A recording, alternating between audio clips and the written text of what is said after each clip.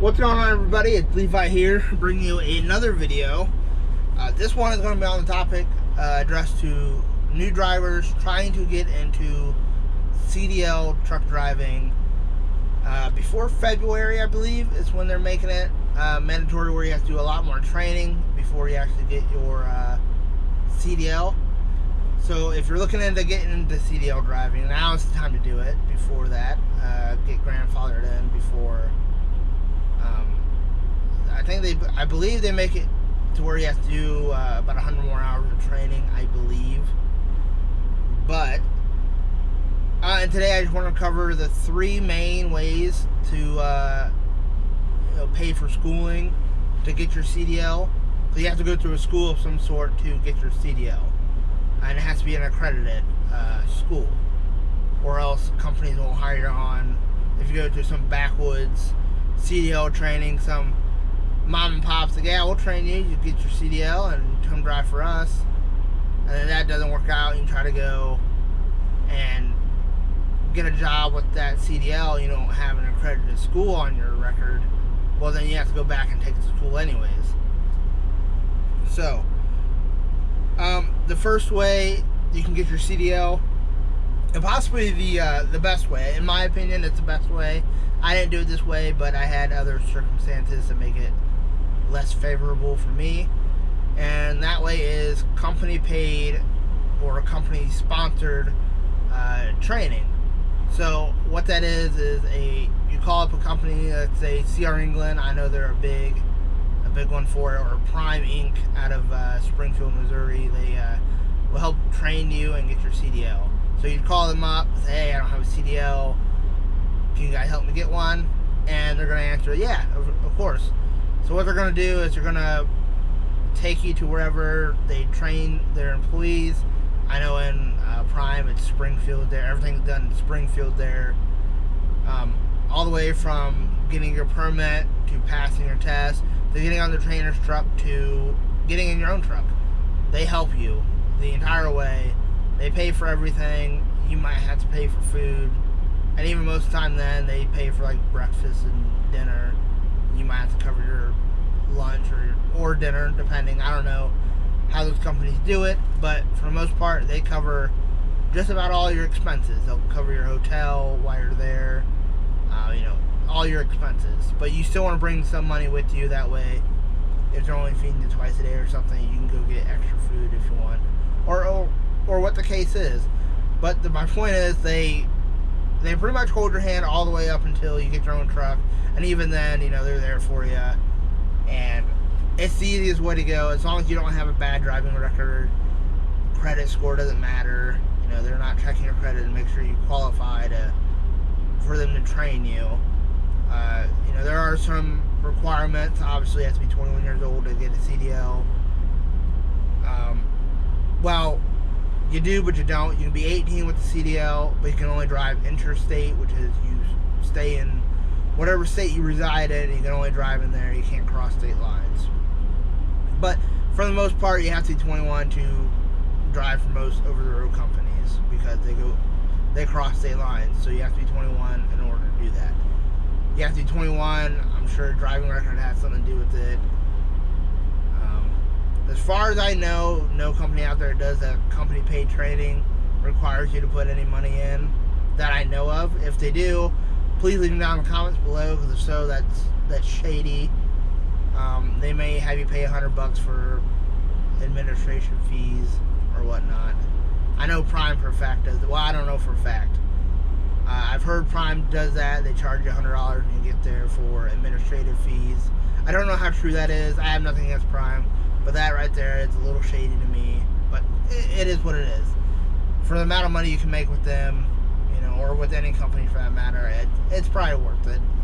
So, one, that's the easiest way. You just call up that company, and they pretty much take it away from there, and you're on your way. And as long as you pass your CDL test, then, training and then getting into your own truck will continue. The second way, and not the most, well, the second way and the way I did it was use a grant, or if you served in the military, you had a GI Bill. And that's what I used. I served in the military for 4 years in the Army. Used my GI Bill, which completely paid for my schooling, and I even got paid because using my GI Bill, I got a monthly allowance, housing allowance is what it was called. So, paid for that way. Nothing out of pocket for me. I did have to pay for my own gas to get to and from the school, which was about an hour away from my house. And that's another thing. If you do have a GI Bill, call the schools themselves. Look up trucking schools near you. Call them. Majority of them is going to accept the GI Bill. There's a few that are just a little shady and don't, for whatever reason they don't. I don't know if they're shady, I don't know, but some of them don't. But majority of the big trucking schools will take the GI Bill. Now, if I had to go back and pick another school, I think I would have. Hamrick was a great school, but it was in a dust lot and their equipment was 30 years old. But, it did the job, so I guess I can't complain that much.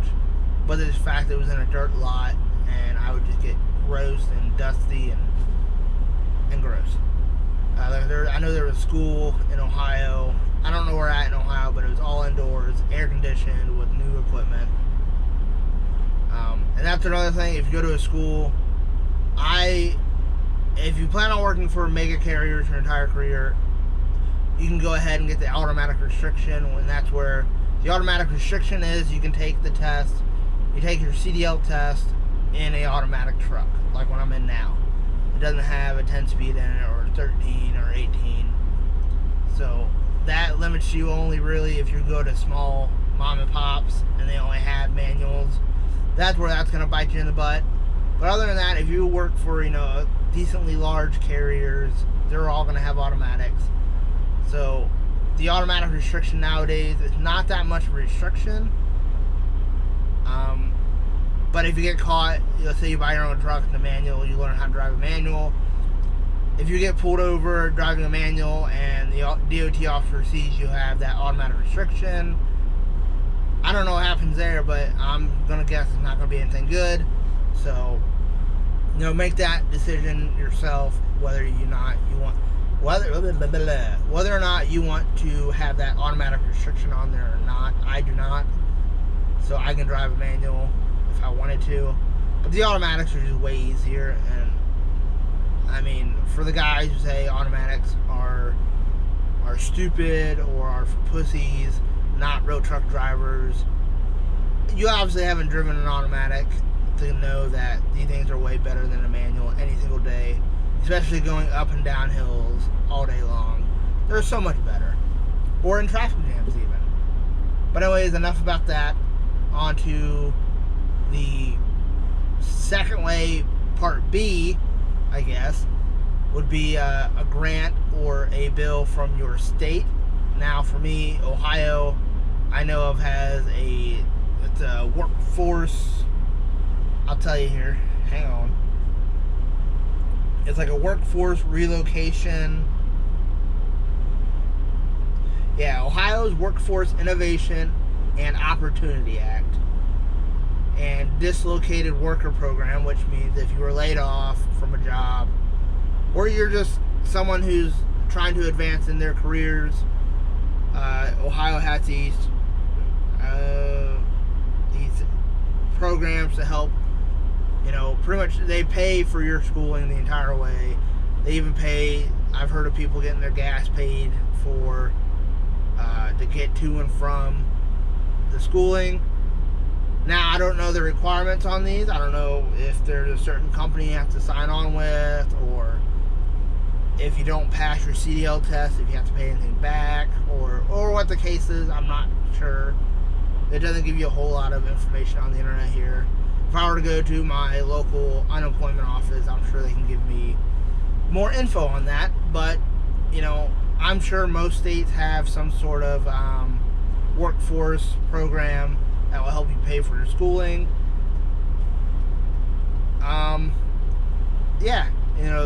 That's the second way, part B. And that could be an easier way if you didn't want to sign a year contract with a company. Which to me, that's a no-brainer to sign that 1-year contract. Get your 1 year in, and if it works for you, you can keep working there. Get 2-3 years in, and then you can go wherever you want. But for most companies, you have to usually do a year, and then after that year, you're free and clear. So you got paid to get a CDL, and it's probably the best way. Now the third way, and the way I don't recommend, just because it's just not that really. When you have those first 3 ways to get a CDL, this third way is kind of completely useless unless you're just not doing your research at all. Then you can go this third way, and that is a bank loan. A bank loan, in my opinion, to me, wouldn't even be an option. Just either go to a company-paid, sponsored training, or get a grant, or if you have a GI Bill, use your GI Bill. Not everyone joins the military, though, so that's not an option for everybody. And there may be certain requirements on the workforce program for your state, or for Ohio in my case. There may be certain requirements you don't meet. I'm not sure. But getting a bank loan, obviously you're going to have to pay interest on that. So if the loan is for, let's say, $6,000, you might have to pay back $8,000 or $10,000. It's just not a very smart idea, especially when you go through a company paid, get paid and not owe anything, and make money while you're training. So it's just, the bank loan is not the way to go. But if for whatever reason the first 3 options do not work and you can't get it, then maybe a bank loan, or I know there's some schools big enough to where they'll actually loan you the money and then you pay them back once you're employed. But those are usually pretty big schools, and they're expensive. I know one school in Ohio that did it, and they were like $10,000 or $11,000. It was a pretty penny. Then again, their facilities were top of the line. They also had automatic restrictions. So, whenever you're going into schooling or, CDL, actually that's another thing, with the CDL sponsored program, most of those companies are going to be automatic restrictions. Let's say if you go to CR England, all the trucks are automatics.